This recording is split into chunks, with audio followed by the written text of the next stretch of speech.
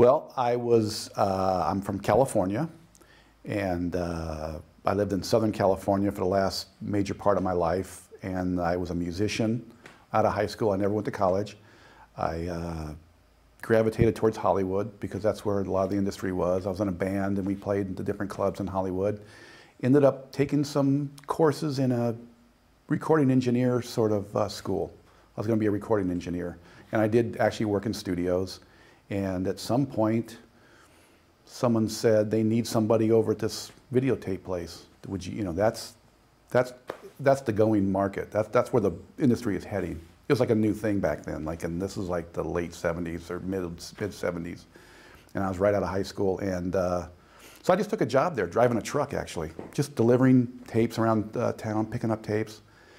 From that, I learned how to operate videotape machines, which was a big deal back then. They were all new and it was real complicated. It's a lot simpler now in some respects. And that was basically it. And then I got very good at that. And at some point, telecine became a very big thing, the grading suites. But they were called telecine back then because it was basically film being shot by a camera, put up on a screen, and you adjusted the levels. And most of it was live on the air stuff or real-time stuff. It wasn't where you program a whole feature. It wasn't like that yet, but it was getting there. And I was the guy that went in there and helped the colorist with all the videotape machines. And that was my job. And then, one thing led to another, and I ended up in the chair. And that's been pretty much my career. I've really never done anything else but this. So it's been 15 years or more that I've been doing this. Well, when you start out, you do whatever they have. When you start out, you're just doing like dailies for people's movies or commercials. So they shot the film the day before. It's been in the lab overnight. Here's my film. I need it on videotape so I can edit my commercial. So you're not really doing anything creative. Somewhat you are, but mostly it's just a technical exercise where you're just getting the stuff accurately on tape so someone can grab that time code, edit the commercial, and they'll do the creative color later. And that's what you start doing, those kind of things. And then the way I came up, I was very fortunate. MTV was really becoming very popular when I became a colorist. And I happened to be at the right place at the right time, and me and one other colorist in Hollywood, a guy named Steve Buxbaum, who's now some big executive facility owner, but we were like the two guys. We had this little boutique place that we worked in, and we were the hotshot colorists that did all the videos. And this went on for years. We did probably, literally, if you looked at the number of videos done each month, and there were some publications that are still around that kept track of that stuff. I think we did over like 75, 80% of all the videos we graded. So we were working with all these young directors who went on to do commercials and now big features, but they were young guys out of film school or wherever they came from, and they were all just doing music videos. And so that's what a lot of my background was, started with that. Grading music videos. Off the top of my head, let me think. There's one company called, Wayne Isham is still in the business, and he had a company called The Company, and we did a bunch of Bon Jovi videos, like the black and white one about being I'm a cowboy, or whatever that one is. Just stuff like that. That's early on. And then later on, I did some stuff for Nine Inch Nails, Perfect Drug, and Fiona Apple, Criminal, and Jay-Z, 99 Problems. Some real big stuff. The later stuff I did, probably Coldplay, I can't remember the name of that song, but around the same time as 99 Problems. Those are probably some of the last bigger videos that I did. But the list is hundreds long, so. Well, I've been a successful colorist in LA for 15 years or more, so that's in itself is sort of a badge of honor. There's a lot of guys that come along and fall out and go on to other things. So the fact that you can make it in that business and keep working is just, I don't know, credit in itself. So I just say that just one of the top colorists in LA is how I leave it. It's hard to put a label. Like I say, I just continue to do this the rest of my career, and at some point around about 2 years ago, there was a writer's strike in LA. Things were a little slow. a friend of mine from Hollywood that I'd worked with at a really good place that we'd worked together in Hollywood called 525 Post-Production. One of the real initial boutique places, one of the small places that was created to cater to certain part of the industry, mostly commercials and music videos. A very hip, small place, because at that time, most of the grading was done in these big, giant companies with hundreds of people, and people that came in there with a smaller budget that weren't doing things for network TV or features. They felt like they weren't treated quite the same way as the big money clients.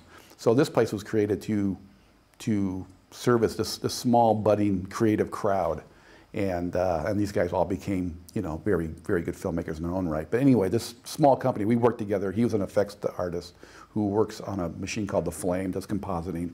Anyway, he was here working for a company that this spun off of called Morgan Kane in Stockholm here, and he'd been here for a few months, and they wanted to put in a grading suite. They wanted to buy this Baselight. I think they've already done it. And they said, we need a colorist. Do you know anybody? Or I'm not really sure they even asked them. I think somehow my resume ended up on their desk. I had been working on my resume and sending it around to various places, and a recruiting firm here in town called Utopia People had my resume. It came across their desk. They asked this guy, Mark, the 3D artist, the composite artist, do you know any of these people? And he saw my name and said, God, I worked with that guy in Hollywood. You know, he's done this and this and this. And that's basically it. They called me up to come over almost 2 years ago. It was May 2008, so almost exactly 2 years ago, for the summer. They said, would you come over for 90 days? And it was going to be a slow summer in LA, and I thought, that'd be great. I'll come over in May, June, July, go back in August when things are picking up, and I'll go back to my life. And so I just came over on a 90-day contract to help them get their room set up and get them going. And then somewhere along the line, very early in, they asked me, why don't you stay? Would you be interested in staying? And we talked about it, and it just seemed like a unique opportunity, you know, because I have two daughters that are in their teenage years, and I thought it'd be a great experience to live abroad, and not something you get a chance to do a lot. You know, it's great to be able to practice your profession in an environment like this. And Stockholm seemed like as good a place as any. I mean, you know, if I got a call to go to Paris, that might have been nice, but someplace a little warmer, but coming from California. But that's just kind of how it happened. It was just sort of serendipity. It was just sort of a weird thing that this guy happened to be working there, just coincidence upon coincidence.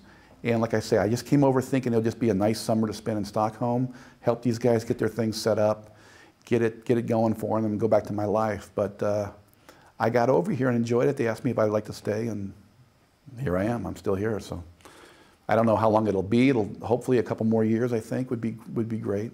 Part of the appeal was the fact that they bought a Baselight, this grading system behind me. I had not worked on this, although I had demoed it. I knew about it, and I wanted to learn it. And it's really hard to learn a new piece of equipment when you're a grader.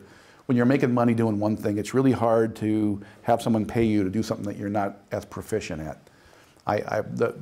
The default system that in LA for commercial colors was a system called the Da Vinci, which you have some of those here in town as well.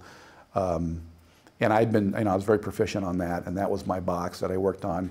So to try to get the chance to move to another thing, and it took, it's a little bit of a learning curve. They basically all do the same thing, but the interface is different. How you approach things is different.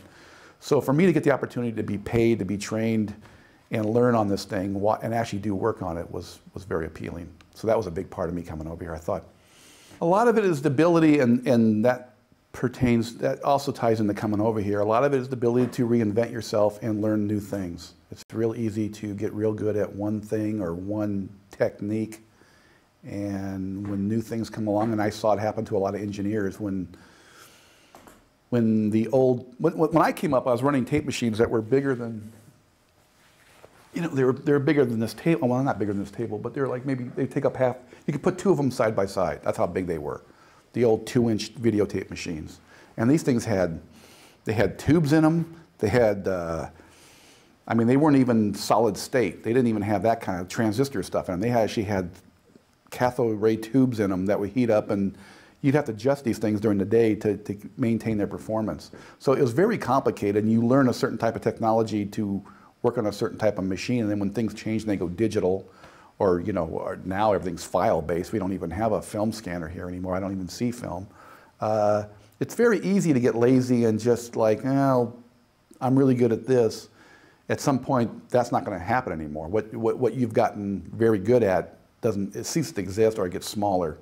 So that's really the key to keeping yourself current. Always being willing to expand your skill sets and learn new technologies, new workflows. And that's been a big challenge of me coming over here is Sweden was way ahead of LA as far as the use of red cameras. And there was, I think, probably more here than in LA. At least I wasn't very aware of them when I left there. And I got over here and that's all everybody was talking about. And I had to really, I had to really scramble to get up where everybody was here as far as their knowledge about the red workflow and how digital acquisition stuff works. Because I came from more of a traditional background of things were shot on film. My job was to take this hope I didn't make a noise when I did that. My job was to take this optical physical medium of film and translate it into something digital and electronic and make it look good. And that was kind of our job as colorists. And now it's things are captured digitally.